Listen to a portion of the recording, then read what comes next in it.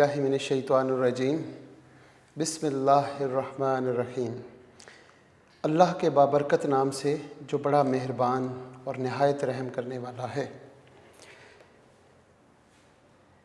Unique group of institution की तरफ से ऑनलाइन लेक्चर्स और मैं प्रोफेसर राजा वाजिद अली जो आपको स्टैटिस्टिक्स यानी शुमारियात पढ़ाते हैं। आज हमारा chapter measure of location chapter number 3 चल रहा है। उनके न्यूमेरिकल्स चल रहे हैं जिनमें अर्थमेटिक मीन और ज्योमेट्रिक मीन दोनों कंबाइन कर रहे हैं। और अमूमन हम अपने लेक्चर का आगाज़ एक दुआ से किया करते हैं, इल्म हासिल करने की दुआ। इल्म हासिल करने की दुआ और वो अल्फाज जो मैं बच्चों को याद करवा चुका हूँ।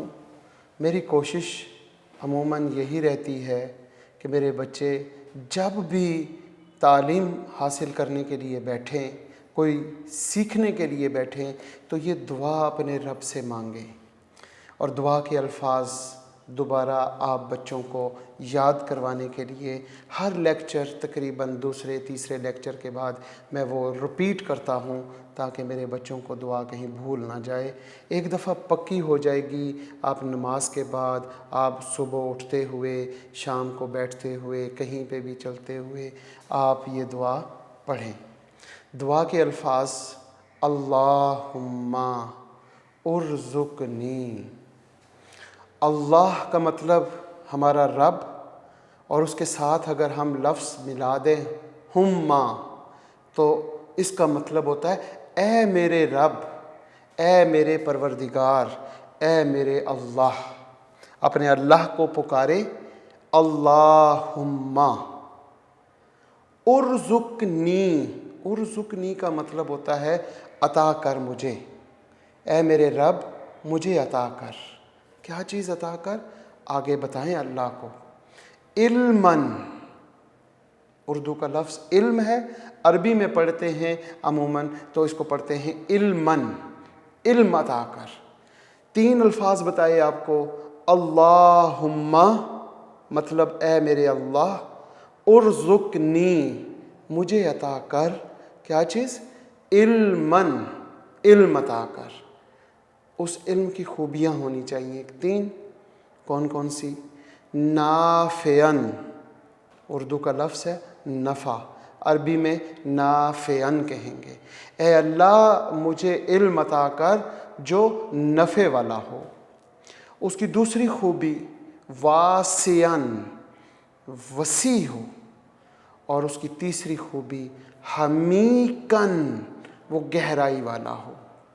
तो ये 3 खूबियों वाला इल्म मेरे तुलबा व तालबात, मेरे अज़ीज़ तुलबा व तालबात, इन 3 खूबियों वाला इल्म जिसको मिल जाता है उसके पास ख़ज़ाने इल्म के आ जाते हैं। कि जब आपने कह दिया कि मेरा इल्म नाफ़े हो, यानी कि उससे मुझे भी नफ़ा हो और क़यामत तक आने वाले तमाम इंसानियत को भी नफ़ा हो। नाफ़े, जब हमें नफ़े वाला इल्म मिल गया, जब हमने बात की वसी, वासियन, वासियन मशरिक़ से लेके मगरिब तक, और हमीकन 7 आसमानों से 7 ज़मीनों की गहराई तक, इतनी गहराई वाला इल्म। तो जब हमने अपने रब से नफ़े वाला इल्म और इतना वसी के मशरिक़ से मगरिब तक और हमीकन 7 आसमानों की बुलंदियों से 7 ज़मीनों की गहराई तक, तो ये तो सारी कायनात का इल्म मांग लिया। तो इस दुआ को याद करें और हर नमाज के बाद और हर वक्त जब आप तालीम हासिल करने क्लास में बैठें, नए लेक्चर के दौरान आप ये दुआ पढ़ लें। बहुत शुक्रिया। अब हम स्टार्ट करते हैं अपना लेक्चर रूटीन में chapter number 3 measure of location and central tendency को। आज हमारा क्वेश्चन है 3.20 का ए पार्ट। इसमें आपके पास सामने गिवन है डेविएशन।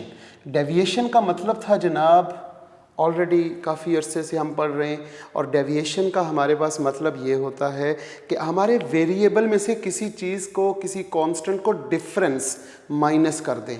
यानी कि डेविएशन को हम दूसरे अल्फाज में यूँ कहते हैं, d is equal to x minus constant. एक कांस्टेंट है उसे माइनस कर दें, ये डेविएशन है। डेविएशन फ्रॉम 25.5 यानी कि ये हमारे पास क्या है, ए हमारे पास है 25.5। From 15 different values are given. हमारे पास डेविएशन ये 1 2 3 4 5 6 7 8 9 10 11 12 13 14 15 ये 15 वैल्यूज़ उसने दी और एक्स में की हर रकम में से 25.5 को माइनस करके डेविएशन की शक्ल में दे दी। अब उसने सवाल क्या पूछा, calculate arithmetic mean and geometric mean, दो बातें पूछ ली। अब हमें अर्थमेटिक मीन मालूम करने के लिए क्या करना पड़ेगा। नंबर 1, अर्थमेटिक मीन मालूम करने के दो मेथड हैं यहाँ पर। एक तो ये है कि a plus summation d over n, और दूसरा मेथड अर्थमेटिक मीन का यहाँ पे हम ये यूज़ कर सकते हैं, समेशन x ओवर n। इन दोनों में से जो मर्जी फार्मूला आप यूज़ करें और अर्थमेटिक मीन फाइंड कर लें।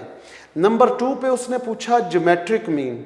ज्योमेट्रिक मीन के लिए आपको क्या करना पड़ेगा, एक तो ये फार्मूला है जनाब ANTI, एंटी लॉग ऑफ जनाब समेशन, आगे लिखेंगे हम लॉग x ओवर n, ये फार्मूला है जी।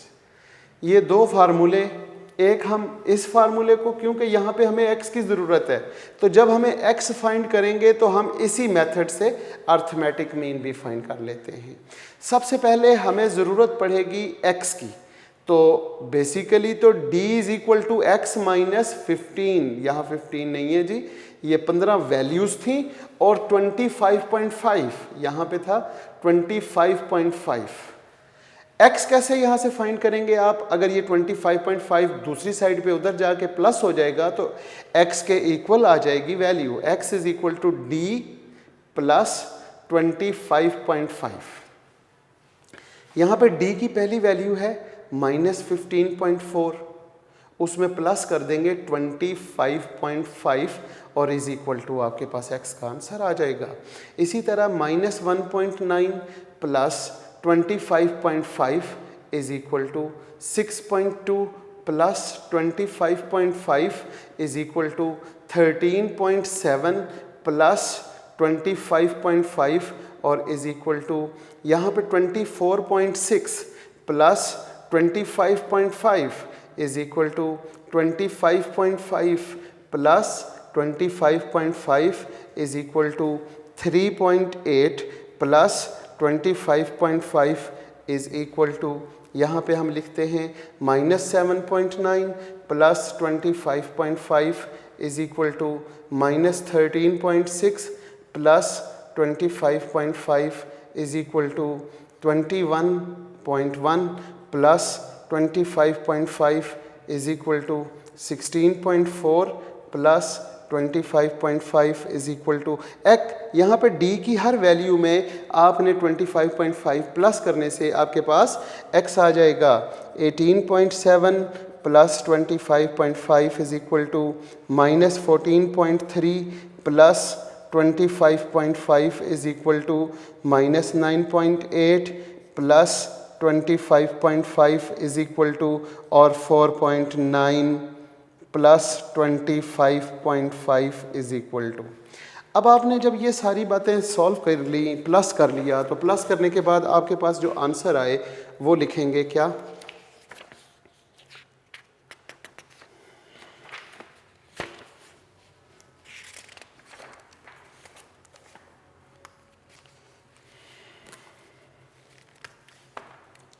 जनाब आपके पास पहली वैल्यू आपके पास आ गई 10.1। इसी तरह आगे चलते हैं, हमारे पास आ जाएगी 23.6, 31.7, 39.2, 50.1, 51, 29.3, 17.6, आगे देखते हैं 11.9 और 46.6, 41.9, 44.2, 11.2, 15.7 और लास्ट वैल्यू 30.4। ये सिर्फ आप लोगों की सहूलत के लिए लिखा ताकि आपको पता चले कि 10.1 आया कैसे। ऊपर लिखा हुआ है डी, तो डी की पहली वैल्यू आपके पास है -15.4, आपने -15.4 लिख लिया, आगे प्लस किया 25.5 सब वैल्यूज़ को, तो ये आपके पास एक्स की वैल्यूज़ आ जाएंगी। इनका आपने टोटल करना है जनाब।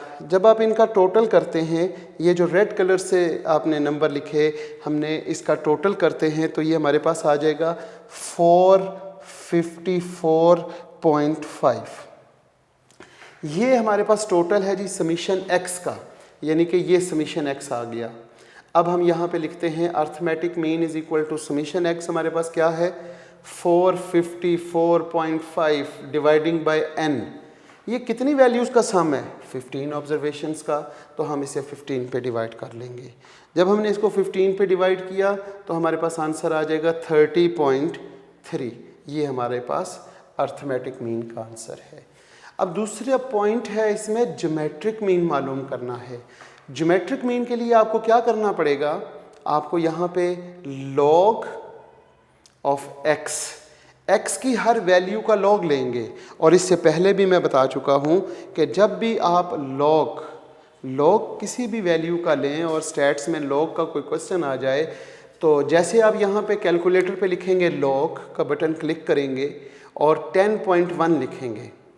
यहाँ पे लॉग कैलकुलेटर पे एक बटन है, उसको क्लिक करें और साथ उसके 10.1 लिखने के बाद जब इक्वल्स टू करें तो अंडरस्टूड है कि वो पॉइंट्स में जवाब आएगा।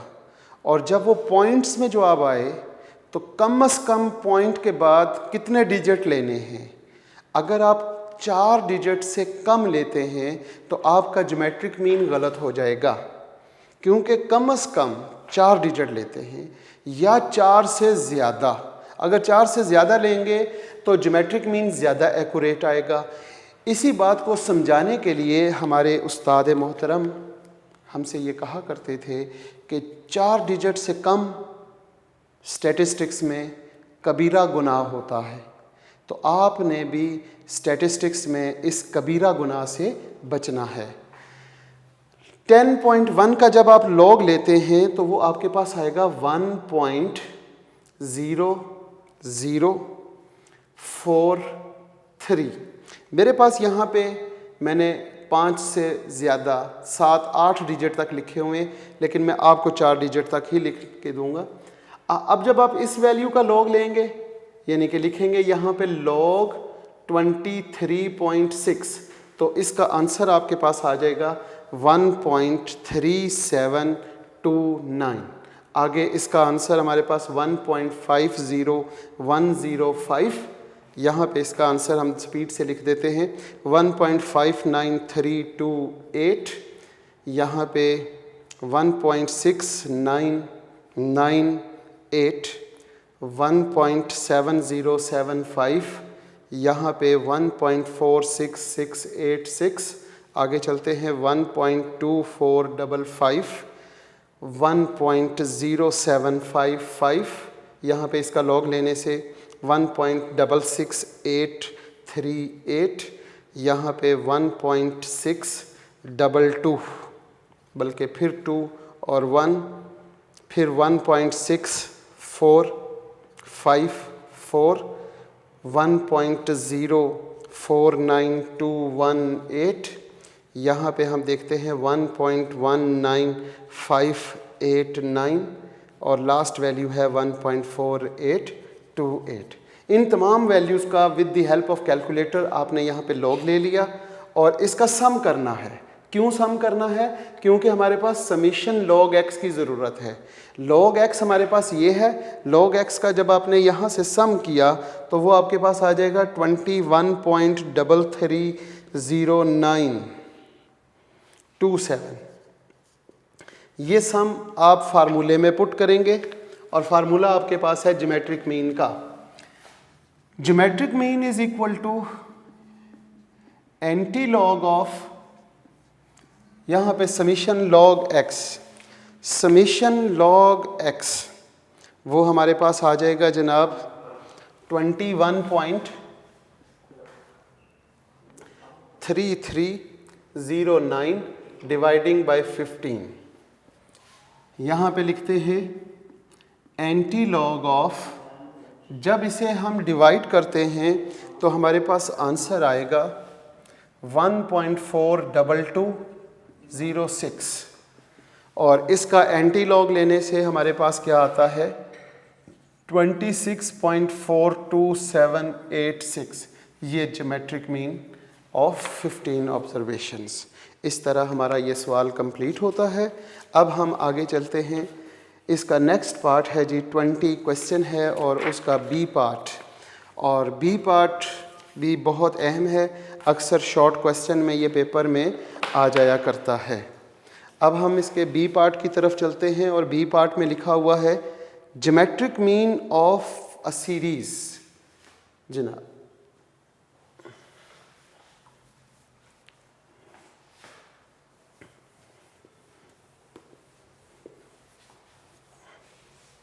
ज्योमेट्रिक मीन उसने क्वेश्चन में गिवन दिया हुआ है और वैल्यूज़ पूछ रहा है शायद, या फिर देख लेते हैं। सवाल शॉर्ट क्वेश्चन में आया करता है 20 का B part, geometric mean of the series of 3 positive values. Geometric mean, इसका बी पार्ट है जी, geometric mean of the series of 3 positive values is 4। हमारे पास 3 नंबर हैं, 3 कोई पॉजिटिव नंबर हैं, उनका ज्योमेट्रिक मीन 4 है। आगे कहता है bye including the fourth value in a series, the geometric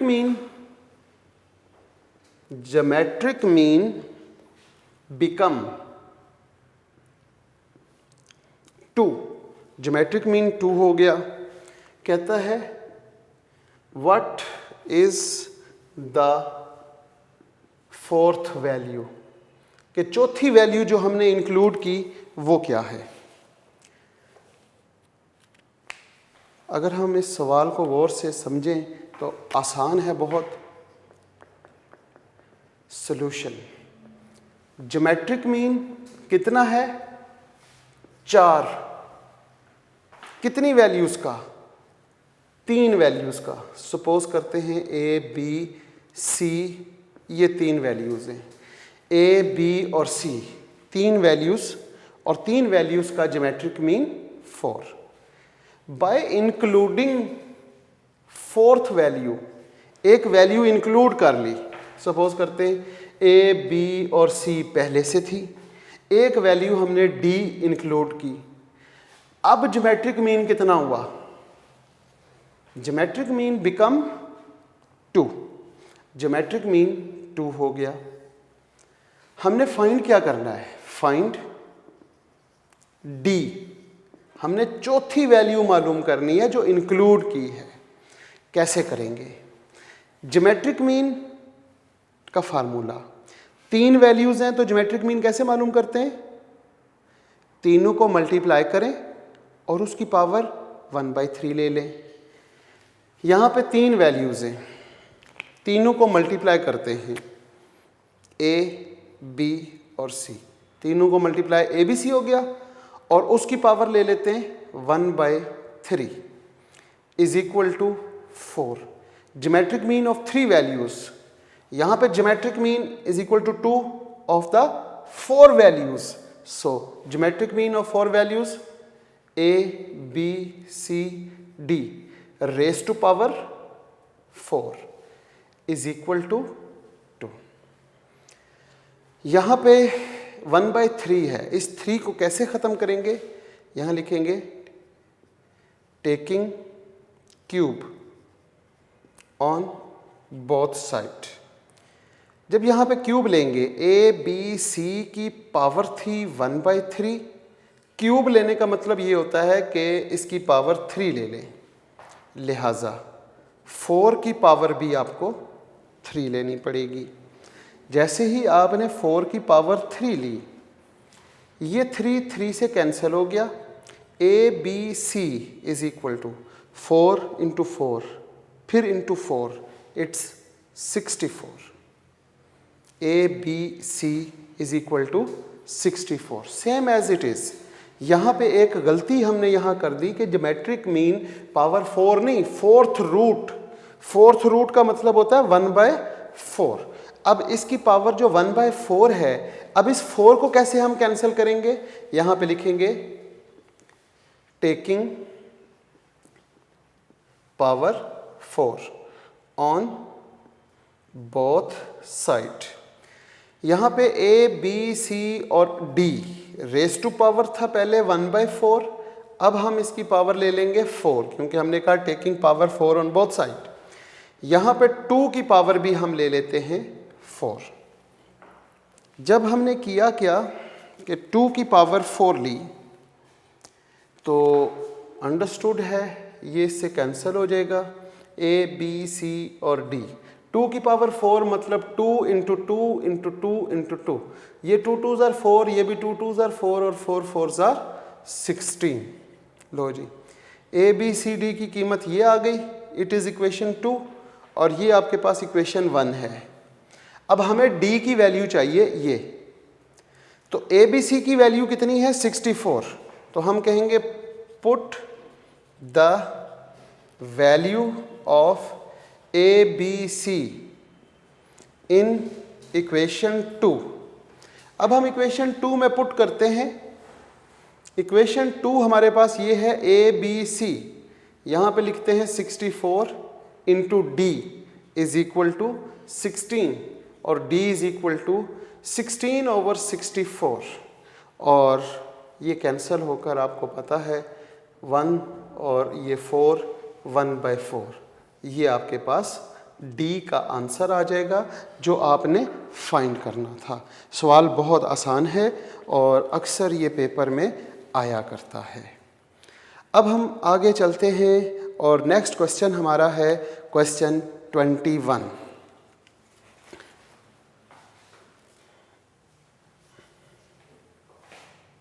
question, इसका कोई पार्ट नहीं है, ए बी ये एक ही पार्ट है, अकेला क्वेश्चन है और ये भी अर्थमेटिक मीन और ज्योमेट्रिक मीन से रिलेटेड है और थोड़ा सा आप बच्चों के लिए टफ भी होगा। देखते हैं, सवाल है जनाब, the mean and geometric mean, the mean and geometric mean of 3 numbers, शायद THREE 3 numbers are 7 and 14 respectively. Find all 3 numbers.